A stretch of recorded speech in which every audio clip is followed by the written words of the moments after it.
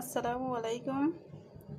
আজকে আমি রান্না করব দেশি পুঁটি মাছ দিয়ে মূলা চচ্চড়ি। সরিষা বাটা, পেঁয়াজ, হলুদ, মরিচ, জিরা, ধনা, এই জায়গা ধনের পাতা, কাঁচা টমেটো নিয়ে নিছি, মরিচও নিচ্ছি, এগুলো দিছি। এখন ভালোভাবে মাখিয়ে নেব।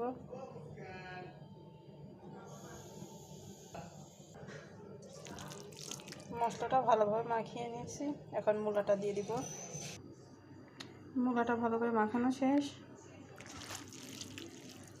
মূলা খুবই কম, মাছটা একটু বেশি দিছি।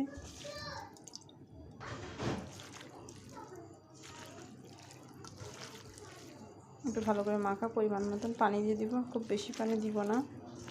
আমি যেভাবে চচ্চড়িটা মাখাচ্ছি আপনারা এইভাবে রান্নাটা করে খেয়ে দেখবেন। গরম গরম ভাতের সাথে খেতে কিন্তু অনেক মজা লাগে।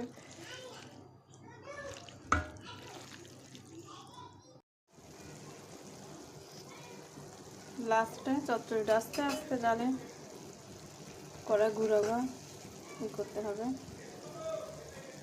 জোরে জাল দিলে চচ্চড়ি তাড়াতাড়ি হয়ে যাবে, কিন্তু স্বাদ লাগবে না খেতে।